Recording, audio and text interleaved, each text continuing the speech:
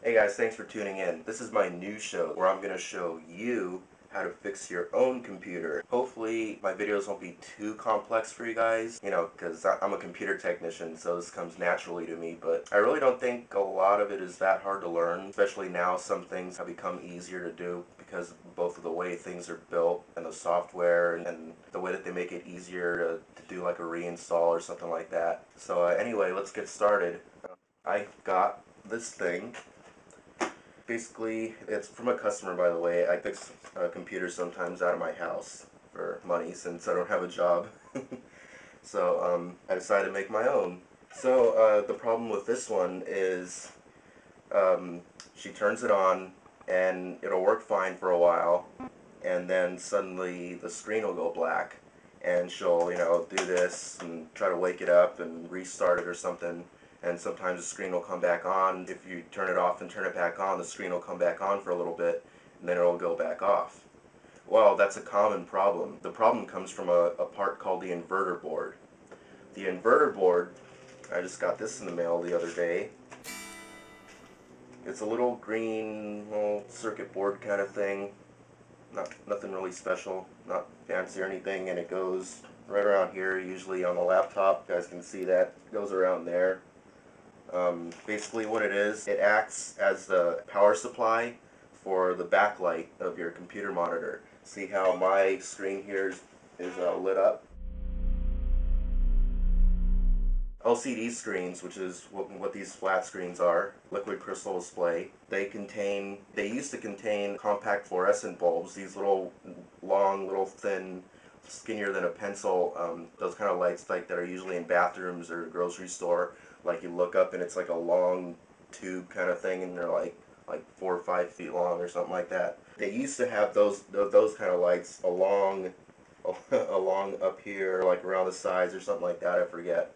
I've actually torn these screens apart before and like peeled them apart layer by layer. They're really interesting. They used to be lit up by those, and then recently they started being lit up by LEDs, which is what's common now with flashlights, and also a way to tell when your backlight's out, when your computer's on. If you shine a light on your computer screen, it's not on right now, but you can actually see your desktop and your icons, whatever else you have, your programs. You'll still be able to see it because the screen still works. It's just the light that's broken, and this thing is a part that sends power to the light. It's pretty simple. It's like your phone charger. You plug the little power brick into the wall. I guess I could kind of say it's sort of kind of like that. I don't know why these things fail. Every once in a while, the lights themselves in the screens will fail, but more than likely, and plus these are a lot cheaper. I got this on eBay for about 15 bucks, but it depends on the brand, model. Sometimes you can get these. I've got these before for like 5, 6 bucks, like a couple bucks shipping, or sometimes shipping's free. So anyway, I'm going to show you guys how to replace that, and it's not very difficult to do.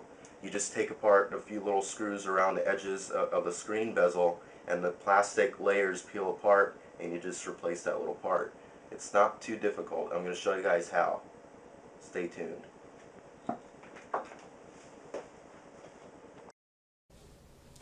Okay guys, rule number one before you start anything at all is you want to take out the battery, because if you don't do this and you're working with the internal electronics, you could do damage to your motherboard, which is a very costly and complex repair that involves tearing the entire computer apart and replacing the main board inside, which can be very, very costly.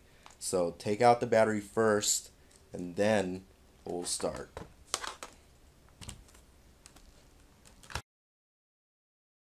Alright guys, here we are. Got the inverter board right here. Okay, these are the screws here. We have the screw here on each corner. What we want to do is gently remove these little rubber things. I don't know if you guys can see that, but there you can see a screw is now revealed.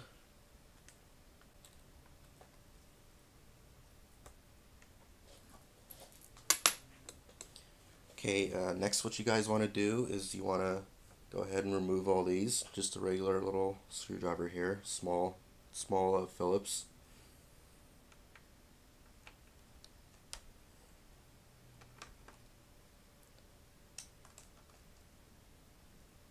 Okay guys, now that you have that, you want to go ahead and take apart the bezel here, which is usually not too difficult.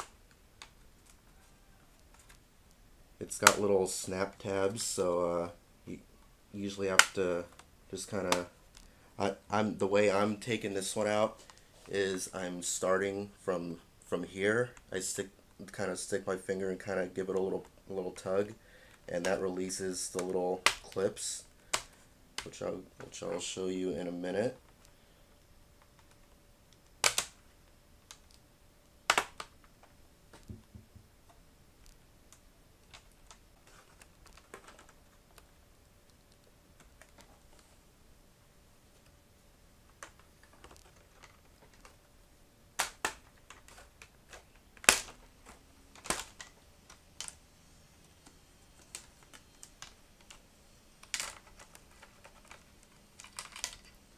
Okay, and that's that.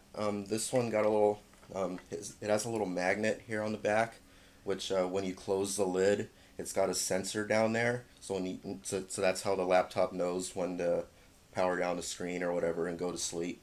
The magnet kind of sticks to the side here. As you can see here is the inverter board, clearly marked. And what you guys want to do. This one looks like, oh, and another thing that you guys want to watch out for is that those of you guys who have a webcam up here, when you take this apart, I believe now that you're actually going to see the webcam still attached here, but sometimes you'll have like a cable attached to the underside of this, like from a microphone or something like that. So you want to be careful when you're doing that. You don't want to just rip it off and then rip a cable or something. Don't want to mess anything up. So yeah, always make sure some common places for microphones here. You have your webcam here usually, and sometimes they'll have a little microphone right up here next to it. Or sometimes the microphone's like down here or something like that. But anyway, that's just another thing to watch out for.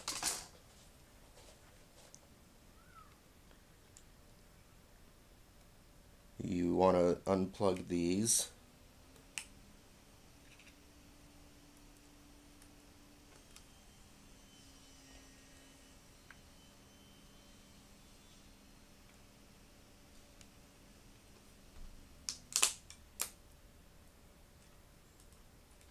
Okay guys, this one was a little bit tricky. In case you guys happen to have one like this, which is a Sony Vaio, here's a model number right here. It's a VGN NR310E. I'll put that up on the screen for you.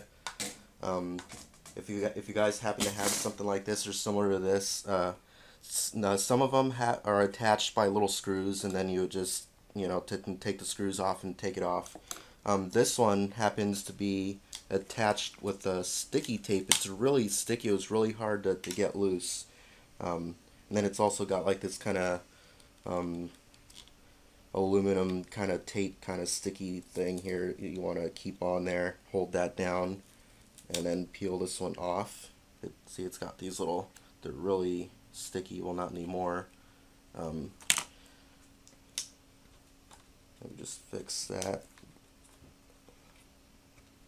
You want to try to make this as flat as it was when it was on there originally.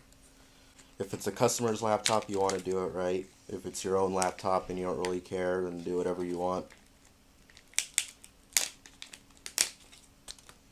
Okay, here we go. Here's a replacement, which we will plug in right here. Just plugs right in. Here's one.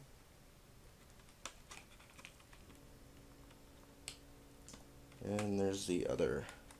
And this just kind of sticks on there. it's already got the tape on there because this is a used part pulled from a working model.